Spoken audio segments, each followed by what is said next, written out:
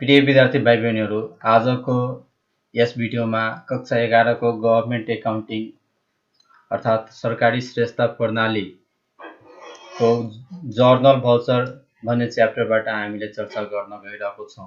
जसरी व्यावसायिक लेखा प्रणाली अन्तर्गत प्रारम्भिक चरणमा आर्थिक कारोबारहरूको अभिलेख राख्न जर्नल इन्ट्रिज तयार गरेका हुन्छौँ। आर्थिक कारोबारहरूको प्रारम्भिक चरणमा अभिलेख राख्न जर्नल इन्ट्रिज तयार गरेका हुन्छौँ। त्यसरी नै सरकारी कार्यालय गभर्नमेन्ट अफिसहरूमा पनि आर्थिक कारोबारहरूको अभिलेख राख्न प्रारम्भिक चरणमा गौसरा भाउचर तयार गरिन्छ, यानि कि जर्नल भाउचर तयार गरिन्छ। गौसरा भाउचर डबल इन्ट्री सिस्टम अर्थात् दोहोरो लेखा प्रणालीको सिद्धान्तमा नै आधारित हुन्छ।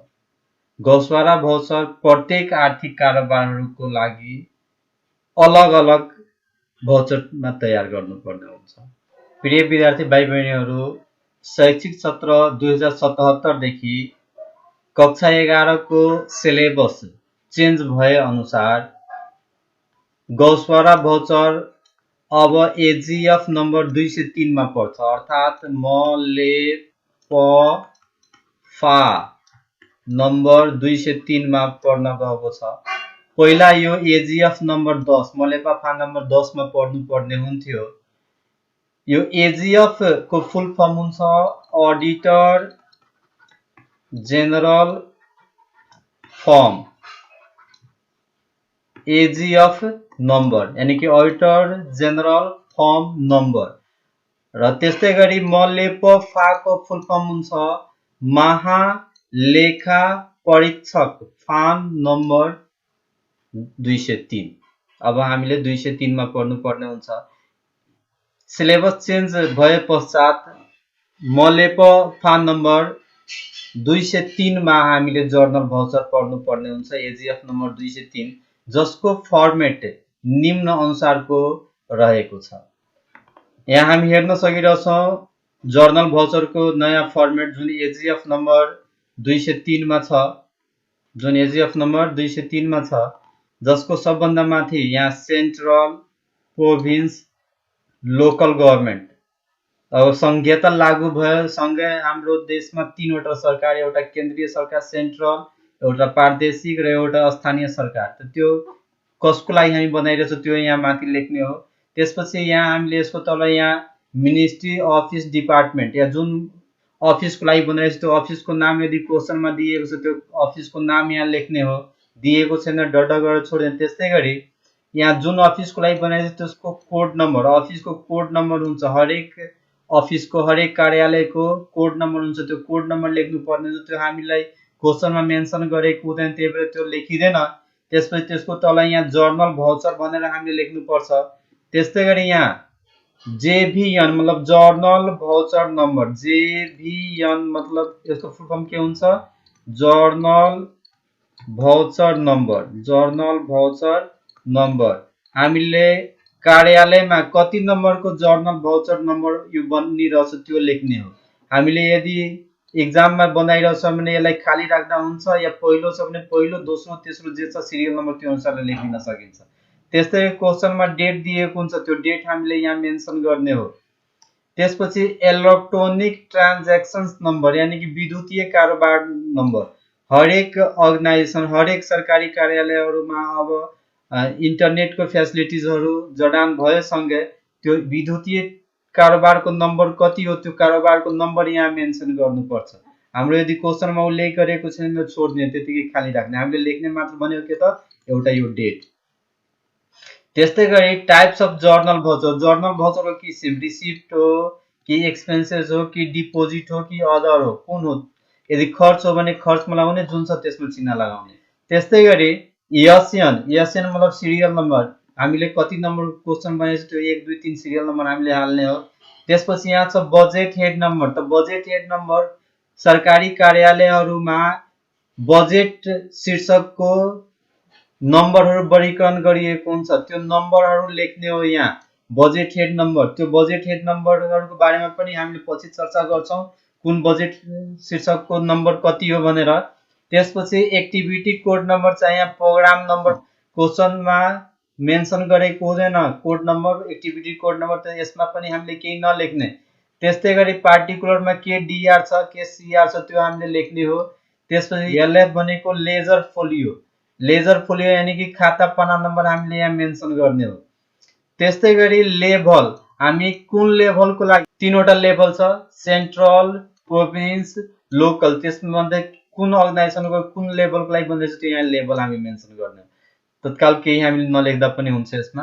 त्यस्तै गरी सोर्सेस बियरिङ अर्गनाइजेसन, त यसमा जेनरली हामीले गभर्नमेन्ट अफ नेपाल भनेर लेख्छौँ, कुन अर्गनाइजेसनले त्यो बियर गरिरहेछ त्यो लेख्ने हो। टाइप्समा हामीले ऋण हो कि सब्सिडिज यानी अनुदान हो कि क्यास हो त्यो हामी लेख्ने। क्वेसनमा उल्लेख गरेको त्यसमा केही नलेख्ने। यसमा टाइप्समा लोन, सब्सिडिज, क्यास हो जे छ त्यो हामीले लेख्छौँ। त्यस्तै गरी मोड्स अफ पेमेन्ट, हामीले पेमेन्ट चेकबाट गरेका छौँ कि क्यासबाट गरेको त्यो हामी मेन्सन गर्ने हो। अब यहाँ डेबिटको रकम यहाँ डेबिटमा र क्रेडिटको रकम क्रेडिटमा। त्यसपछि यहाँ हामीले यसलाई टोटल गरिदिन्छौँ। त्यसपछि यहाँ एमाउन्ट इन वर्ड, यो जुन हामीले टोटल गरेको एमाउन्ट छ त्यो अक्षरमा यहाँ लेख्ने हो। त्यस्तै गरी ब्रिफ डिस्क्रिप्सन अफ ट्रान्जेक्सन, ट्रान्जेक्सन्सको जुन नारेसन हुन्छ त्यो यो जुन हाम्रो खण्ड छ त्यसमा हामीले नारेसन हामीले लेख्नु पर्ने हुन्छ। त्यस्तै गरी नारेसन हामीले क्वेसन अनुसार लेख्ने हो। त्यस्तै गरी एट्याच डकुमेन्ट, त एट्याच डकुमेन्ट नम्बर्स, यहाँ कतिवटा डकुमेन्टहरू एट्याच गरिएको छ, संलग्न गरिएको छ, समावेश गरिएको छ डकुमेन्टहरू त्यो मेन्सन गर्ने हो। त्यसपछि फर पेमेन्ट पर्पसमा यहाँ हामीले SN serial number, name of receiver, कसलाई हामीले पेमेन्ट गरेको छ, जो रिसिभर छ जसलाई पेमेन्ट गर्छ त्यो रिसिभर हुन्छ, उसको नाम, उसको ब्याङ्कको एकाउन्ट नम्बर, प्यान नम्बर, अनि त्यसपछि यहाँ एमाउन्ट कति बेला पेमेन्ट गरिएको यही एमाउन्ट यहाँ पनि लेखिन्छ। त्यसपछि यो जर्नल भाउचर कसले तयार गरेको छ उसको नाम, कुन डेटमा हो, पद के हो त्यो हामीले लेख्ने हो। त्यस्तै गरी कसले सबमिट गर्यो उसको नाम, मिति र उसको पद, र सदर यसलाई कसले गर्यो, जर्नल भाउचरलाई भेरिफाई कसले गरिदिएको छ, एप्रुभ कसले गरिदिएको छ, उसको नाम, डेट र पद हामीले लेख्ने हो यहाँ डिजिग्नेसनमा। अब यसपछि हामीले बुझ्यौँ types of journal voucher. Journal भाउचरको टाइप्स, जर्नल भाउचर 3 किसिमको हुन्छ। एउटा journal voucher for budget expenditure, अर्को journal voucher for advance transactions, journal voucher for miscellaneous transactions. त सबभन्दा पहिला हामीले चर्चा गर्न गइरहेको छ journal voucher for budget expenditure. यहाँ journal voucher for budget expenditure, त बजेट यसलाई हामीले जेनरल जर्नल भाउचर पनि भनेका हुन्छौँ। General journal voucher, general journal voucher, या यसलाई हामीले एक्सपेन्डिचर जर्नल पनि भनेका हुन्छ, expenditure journal voucher, expenditure journal voucher, या यसलाई हामीले सिम्पल जर्नल भाउचर पनि भनेका हुन्छौँ, साधारण गौसवारा भाउचर, सिम्पल जर्नल भाउचर। यसको बारेमा बुझौँ। कुनै पनि तोकेको शीर्षकमा खर्च गरिसकेपछि, खर्चको भुक्तानी गरिसकेपछि हामीले बनाउने जुन जर्नल भाउचर हुन्छ त्यसलाई हामीले journal voucher for budget expenditure या जेनरल जर्नल भाउचर भनेका हुन्छौँ, या सिम्पल जर्नल भाउचर। अर्थात् कुनै सामान हामीले खरिद गरिसक्यौँ, हामीले प्राप्त भइसक्यो, त्यसपछि जुन हामीले भुक्तानी गर्छौँ, सेवा वस्तु प्राप्त भइसकेपछि जुन हामीले भुक्तानी गरेर जर्नल भाउचर बन्छ त्यसलाई हामीले जर्नल, जसरी भनौँ नि कि मेसिन पर्चेस गरियो, मेसिन अब पर्चेस गरिसक्यो त्यसपछि हामीले त्यसको जर्नल भाउचर बनायौँ। हामीले खर्च गरिसकेपछि जुन जर्नल भाउचर, जस्तै रेन्ट पेड गरियो, स्यालेरी भुक्तानी गरियो, त त्यसको लागि हामीले जुन जर्नल भाउचर बनाउँछौँ त्यसलाई हामीले के भन्छौँ त journal voucher for budget expenditure. यसको लागि हाम्रो इन्ट्री हुन्छ भाउचरको डिआर, बिई, अनि कुन शीर्षकमा खर्च गरेको छ त्यो हेड लेख्नुपर्छ, अनि सिआर, TCOTSA लेख्नुपर्ने हुन्छ। नारेसन हुन्छ being issue of payment order of expenditure for के को लागि पेमेन्ट गरिएको छ त्यो लेख्ने। अब यहाँ छ के फुल फर्महरु बुझौं। वेयर बी को फुल फर्म हुन्छ बजेट एक्सपेन्डिचर, बी को फुल फर्म हुन्छ बजेट एक्सपेन्डिचर, बजेट खर्च। त्यस्तै गरी यहाँ दुईवटा छ, एउटा टीसीओ र अर्को टीएसए। त टीसीओ को फुल फर्म हुन्छ ट्रेजरी कन्ट्रोलर अफिस। यसलाई हामीले नेपालीमा कोलेनिका पनि बुझेको हुन्छ, कोलेनिका, कोष तथा लेखा नियन्त्रक कार्यालय। अर्को छ टीएसए, ट्रेजरी सिंगल एकाउन्ट। यसलाई हामीले नेपालीमा एकल कोष खाता भनेका हुन्छौं। यहाँ हामीले सीआर टीसीओ टीएसए को सट्टामा पूरा फुल फर्म पनि लेख्न सक्छौं, CR treasury controller office, treasury single account पनि लेख्न सकेका हुन्छौं, सर्टकटमा पनि हामीले लेख्न सक्छौं। अब सबभन्दा पहिला बुझौं यो टीएसए के हो त। टीएसए भन्नाले विनियोजन, धरौटी, राजस्व, वित्तीय व्यवस्था तथा अन्य विविध खर्चको कारोबारको लागि जिल्ला स्थित सरकारी कारोबार गर्ने बैंकमा सम्बन्धित कोष तथा लेखा नियन्त्रक कार्यालयको यानी कि डीटीसीओ को नाममा रहेको खातालाई सम्झिनुपर्छ। अब यो खर्चको गौसवारा बजट हामीले तयार गर्छौं। खर्चको गौसवारा बजट तयार गरी सो अनुसारको चेक जारी गर्नको लागि कोलेनिका यानी कि टीसीओ मा भुक्तानी आदेश पठाउनु पर्छ, यानी कि पेमेन्ट अर्डर पठाउनु पर्छ। अनि त्यो अनुसारले कोलेनिकाले यानी कि टीसीओ ले सम्बन्धित कार्यालयको अख्तियारी तथा कार्यक्रम र कार्यालयले दिएको भुक्तानी आदेशको आधारमा चेक तयार गरी भुक्तानी निकास दिन्छ। अर्थात हामीले के बुझ्नु पर्यो भनेपछि सरकारी कार्यालयहरूको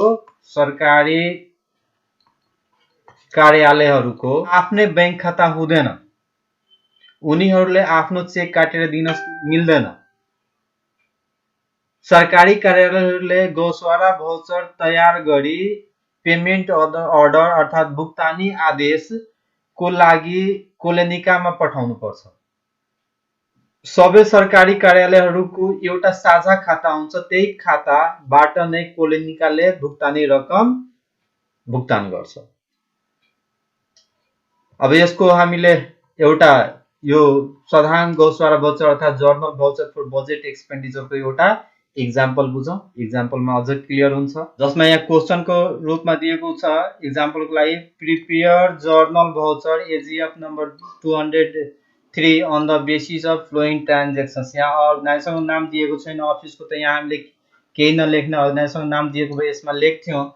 त्यसपछि भनेको छ यहाँ डेट दिएको छ, त डेट दिएको छ त यहाँ हाम्रो फर्मेट एउटा छ, त्यो त्यसमा हामीले डेट हाल्छौं, जस्तै 11/07/2077। त्यसपछि यहाँ अझ इन्फर्मेसनमा यहाँ पर्चेज मेसनरी भनेको छ, त यहाँ हामीले सिरियल नम्बर दिएको छ ए, त यहाँ हामीले ए लेखेको। अनि बजेट नम्बर एकछिनमा चर्चा गर्छौं। त्यसपछि यहाँ डीआर बीई, किनकि यो हामीले सामान किनेका छ त खर्च भएको छ, त हामीले बी लेखेको। हेडको लागि हामीले क्वेशनमा दिएको छ पर्चेज मेसनरी, त हेड हुने भयो मेसिनरी।